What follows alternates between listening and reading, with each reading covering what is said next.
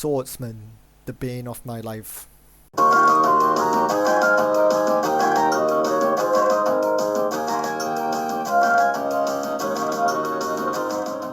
Hey everyone, how's it going? Today I'll be playing Dumble Forks without Wildside because I need the influence for Temujin contracts. It's just too good.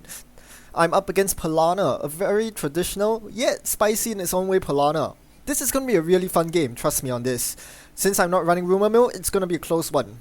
And yes, it really does come down to a nail-biting finish. So, let's get on with the game. My opponent begins with a standard opening, Cred, Ice Ice, and I kind of regret my opening now. I'd rather keep an opening hand with Temujin or some sort of money, but, well, the I've Had Worse gives me a lot of exactly what I need. Money. So, with Dirty Laundries and a Gamble, I can safely play two of them and then install the Obelus. Because this is a deck that relies on I've Had Worse as draw along with Obelus, I need the Obelus down early so that I can actually power my own draw engine rather, because that's what powers my Faust. And then I slap the David down because I know my opponent's running DNA Tracker, which Jinteki won't. So let's get that down immediately. Then we play Temujin Contracts and strive to run 3 times during the turn, playing 1 Dirty Laundry in the process. So this is exactly the kind of early econ style I want, and this is why Temujin Contracts is so powerful. It forces your opponent to dedicate at least 1 piece of ice to archives, and also gives you the jumpstart in economy needed to get you past the breaker installation overhead. Yes, it compensated for my installing of Obelus and David, and will allow me to install Faust the moment I find it. But I haven't found it yet. All I see is a Data Sucker, so I'm just going to draw 3 times here, install the Data Sucker and call it a day. Now you notice that another reason I kept my opening hand was because there was an early rebirth. An early rebirth is so powerful, especially against Polana, where you do not want to stay as Wizard.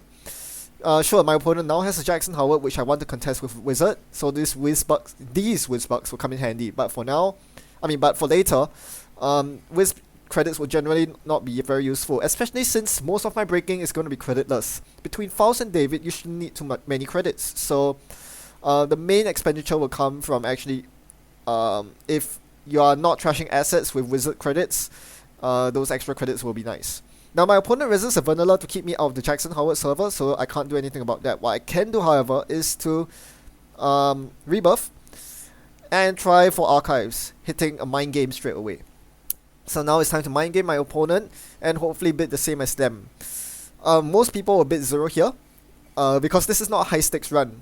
So I think my opponent will bid 1, hence I'm going to go for a 1. It's not a high stakes run because I don't have a loaded medium out, and I don't think my opponent's too flooded.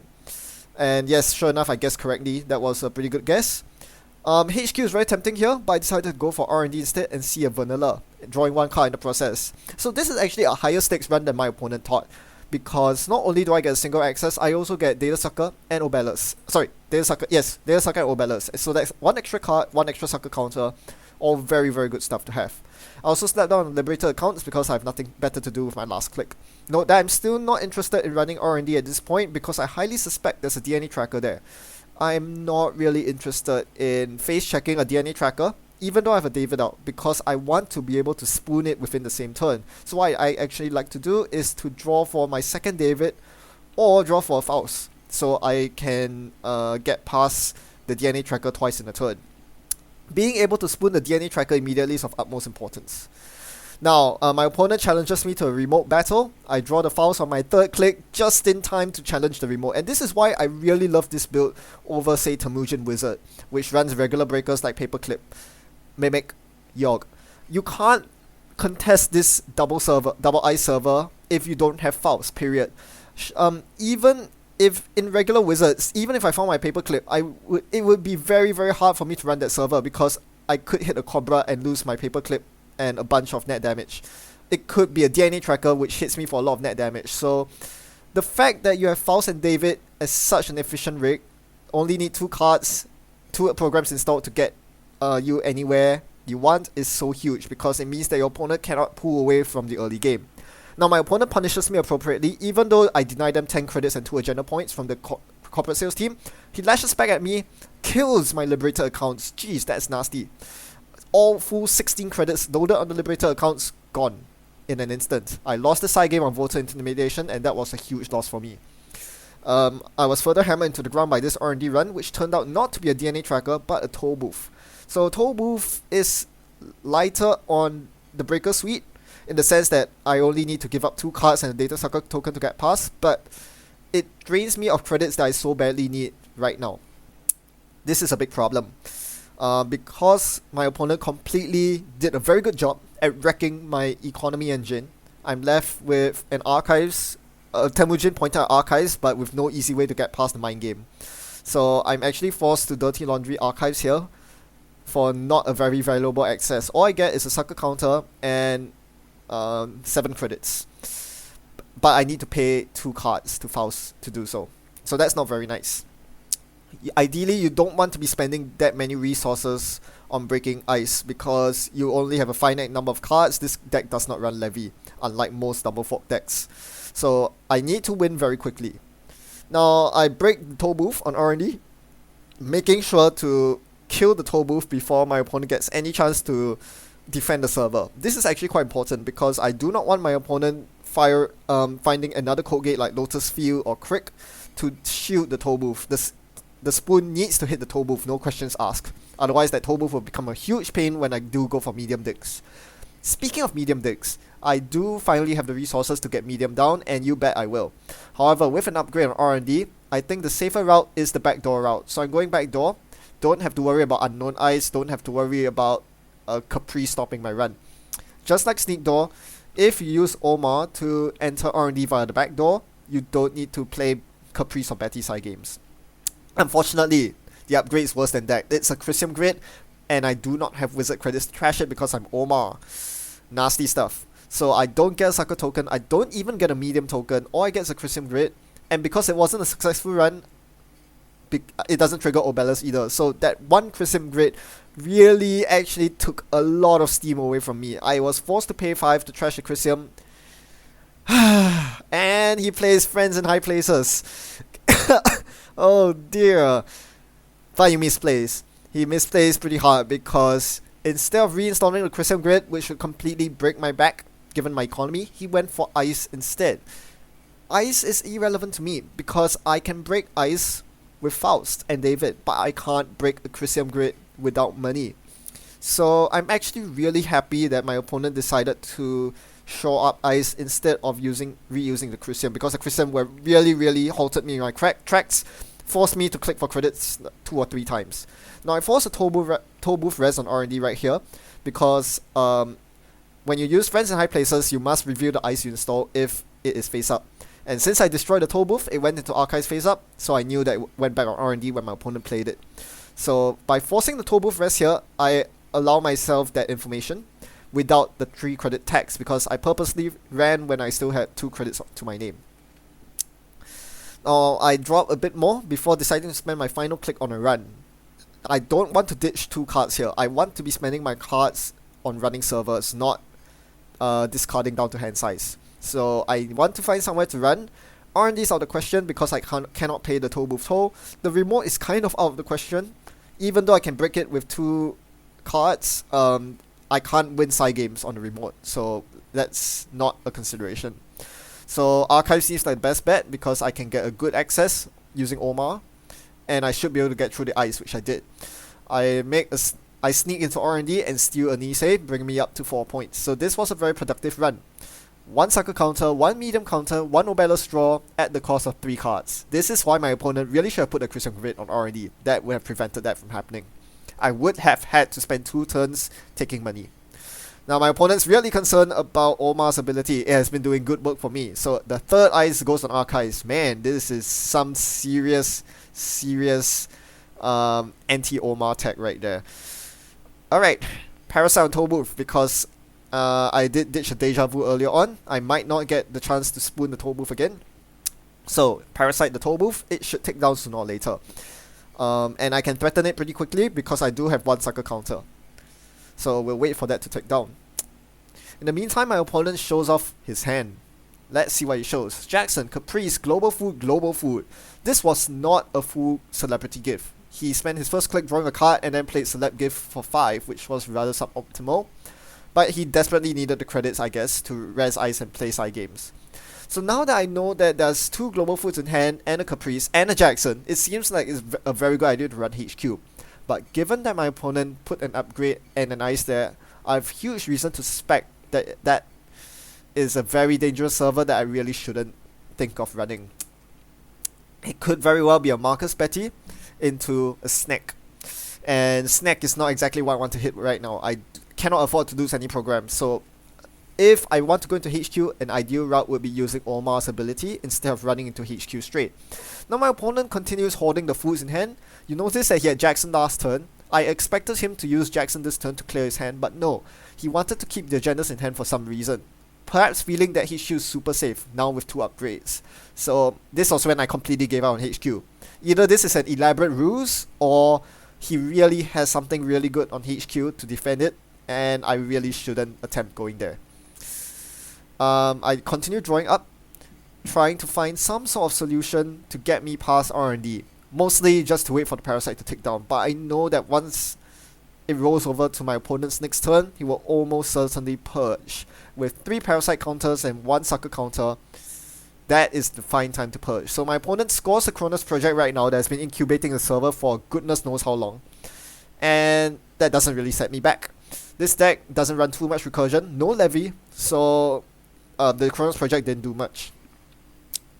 But I knew that this was the turn that the purge was going to happen, so I wanted to make this turn count before getting my board reset. So what I did was to run R&D here. After playing a gamble, that gives me enough money to clear the toll booth. And because the Parasite was sitting with many counters, all I had to do was to ditch 1 card here. I couldn't decide what to ditch. I finally decided to ditch the Temujin. Very risky move given that I am rather economically short after that Voter Intimidation. And then I hit the Snack on R&D. That forced me to ditch 2 cards. I was forced to ditch one of my Davids, which might come back to bite me later. Remember, DNA Tracker's a thing.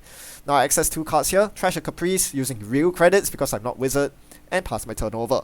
The Earth Rises finally come. This is my main draw engine, Earth Rise and IFAC Worst, but this is far too late for the Earth Rise to have any effect, so I'm probably not going to install the Earth Rises. I'm too poor for it anyway. The Earth Rises will instead be used as false food.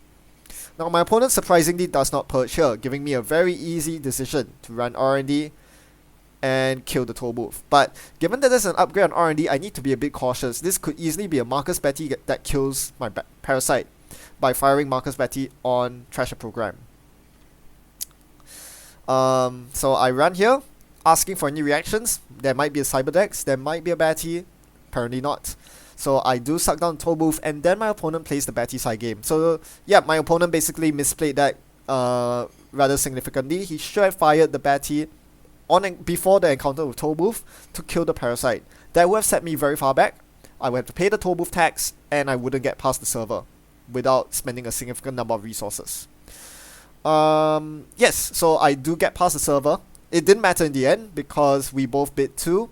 I suspected that my opponent was angling for my loaded medium, so that was good for me. Not only do I get safe passage through the server, I get double whammy. With a Parasite drawn on the Obelisk run, I was able to kill the Cobra, Snack, into the bin, and load up on that medium. So now he's in a lot of trouble. R&D is blown wide open. Too many resources spent on the archives. Now R&D is weak. Hopefully he has drawn some ice to defend R&D. Either way, I'm almost certainly going to see 5 cards with medium next turn, and there's absolutely nothing my opponent can do about it if he doesn't have Cyberdex. This is why medium is so powerful in the current meta game, and this is why Cyberdex is rather essential in whether you're playing fast advance or not. Now my opponent makes a big misplay here by purging. It's quite obvious why this is a big misplay. I can simply run R&D to reload the medium 4 times. There was no value in purging right there. Should have installed ice or drew up instead of purging, so that was a big mistake. This gave me the room to actually install the Temujin on a naked R&D and then run it for loads of money. So I'm just pulling away with the game right now. While my medium was reset down to 2 tokens, that's completely fine. I'm still way ahead of this game. All I need is 1 more agenda to close it out. So, do I run R&D here? I might, but knowing that a DNA tracker might be coming up soon, I install the David. I also note that Fairchild 3 is actually on the horizon. So I'm going to run R&D here break a crick, and then hit the Fairchild 3, which I saw off the top of R&D earlier. It was a very interesting splash considering that you have DNA Tracker in faction. I guess my opponent appreciated the lower in red's cost of Fairchild 3, but given that it costs 3 full influence, I would suspect that you can spend the influence better elsewhere. Even the toll booth would have been nicer. Regardless, I'm forced to sack an entire David for the Fairchild. Note that I didn't use 3 David counters. I used 2 David counters because one was spent earlier on the toll booth, and then trashed my David to the first subroutine of Fairchild 3. Netting myself a Kronos project in the process. That's an agenda, but it doesn't bring me to 7 agenda points, so we have to continue. With 2 clicks left, I am highly worried my opponent will purge, and that kind of closes out the game for me. I've been doing very well so far. I've been keeping my opponent in check. I've been destroying their ice so badly that they can't even stand on their own 2 feet. But I'm running out of options.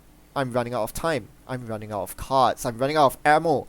If I do not win this turn, there's a very good chance I'm going to lose instead. So I go for the spoon. I'm forced to spoon the crick instead of the Fairchild 3, which would have been better, because I need to break the crick. Otherwise my opponent will recur a Batty to end the run.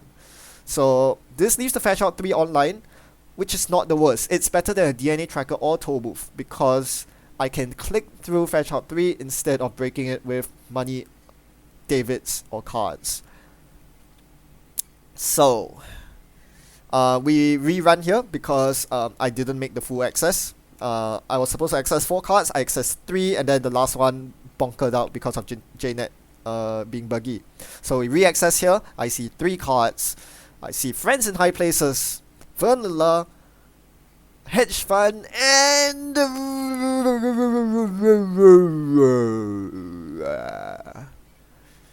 okay, I'm in trouble. I didn't see what I needed to see, so where am I gonna get my last agenda? I can't be running R&D forever here. So my opponent has the option of purging. That would be a pretty smart thing to do. Cannot let me see 5 cards of R&D. But he doesn't purge. Instead he plays Celebrity Gift for 6 credits, gaining 3. Very, very curious. Why would you play Celebrity Gift to gain 3 credits for 2 clicks? That seemed like a really odd decision, and only gave me a lot of information. He showed me Friends in High Places, global food, and then he later revealed that he needed the money really badly because he needed to play Friends in High Places to recur ice. He recurred an upgrade and an ice on R&D, so that basically shuts off R&D completely. So let's see, it's Cobra Betty. Snack and Betty, very good friends. Me no happy, Snack Betty bad. So you cannot allow Snack Betty to fire because firstly, I don't have a Mimic. Snack costs me 2 cards to get through. And secondly, if the Snack fires and is successful, I am in a lot of trouble. I'm gonna lose my medium, I'm gonna lose the game. So my only option here is Archives. I'm gonna Omar run Archives and hit a Swordsman. The bane of my life. Oh, crap. Well, at least I can break the end of run with on wall static with Paperclip, which was in my bin all this while. Thankfully, it wasn't wiped out by the Kronos. So now we're down to Mind Game. Back where we started, the first piece of ice rest this game. I need to win this Mind Game here. I can't Omar run for the rest of the turn. This is my one shot. I guess 1. I bid 1 here. If I am correct, I can get through and win the game. If I'm wrong, I'm kind of stuck. I'll basically have to click for credits for the next turn. Or I'll simply just run HQ. Knowing that my opponent played Celebrity Gift showing food, and friends, and then played the friends, I deduced that the last 2 cards in his hand were both foods. And having won the Mind Game side game, I'm not going to make a successful run on R&D because even though I have a lot of medium counters, I know that HQ has 100% agenda density. So I called a GG because I knew that both cards in his hand were agendas that would win me the game. There you have it. That's what happens when you give your opponent too much information. TMI. So let's talk about the 2 decks that we featured today. As I mentioned in one of my previous videos, most of my decks are derivatives with a couple of twists, and this one's no different. This wizard deck was inspired by a lot of other top tier Anarch decks, namely Good Stuff Valencia, Termusian Wizard with regular breakers, and Dumble Fox, which is Faust David with Wildsight and Chronotype. These 3 decks are powerful in their own right for different reasons, and I decided to take the best of all 3 worlds. I appreciate the early remote threat that Valencia can pose with Blackmail, hence the Faust and David setup to easily get me through remotes very early on. I appreciate the economic war superiority that Temujin Wizard has. With all the economic assets, Temujin is such a powerful econ card, you really can't afford not to play it. And I also took the Ice Destruction idea from Dumble Fox. Obviously, the Faust and David rig was based on Dumble Fox, but what really drew me to it was the torrent of cutlery and parasites that you unleash on your opponent to basically not have to break ice by destroying their ice. So with all these ideas combined into a single package, by taking all these good ideas from each deck, I was able to come up with this monster that has a very good early game, and if played right, gives you a huge opening, as I did by prying open R&D in the mid to late game where you just win off medium. The downsides of this are very apparent from this game. I nearly lost this game because I did not have a levy, and I was forced to deal with the code gates, which I had no answer for, because I ran out of cards. This is a big problem. In general, this works very similarly to aggressive criminal decks like Gabriel Santiago, where all your power is focused on the early to mid game and you have no plans for the late game at all. You should be able to close the game out, get enough agenda points before your opponent is able to overwhelm you with too many ice and you having not enough cards to feed to Faust. Clearly, this is only a problem against decks that run more ice, such as this one, a Glacier Polana. Speaking of which, this Glacier Polana is a really interesting deck, if not for Rumor Mill. Putting all the Rumor Mill matchups aside, it can actually threaten very nasty consequences for runners that run on servers with upgrades. Marcus Betty into Snack is one of the most ferocious combos in the game, being able to snipe off mediums, which is a very powerful tool for digging R&D nowadays, or breakers, which is crippling for any criminal that has no way to recur breakers. Typically, Polana doesn't have too much of a problem dealing with cutlery-based wizard because they have Marcus Betty, with which to end the run before the cutlery takes effect, or Nisei Mark II tokens, which do the same thing. However, as you saw this game, I was able to put pressure on many different servers at the same time, force my opponent to dedicate upgrades to the completely wrong server, HQ on the remote, and then just whack archives and R&D for the win. I was also able to thin out my opponent's defenses, forcing them to dedicate 3 whole ice to archives. Where else can you ever see that happen? And because as a direct result, I was able to pummel R&D like no one has ever before. That was why I was able to pull out a victory, albeit an unlikely one, against such a strong glacial archetype. Well, hope you found that game interesting. It was certainly refreshing. Reminds me quite a bit of the old days Netrunner. Thanks for watching, and happy net running as always.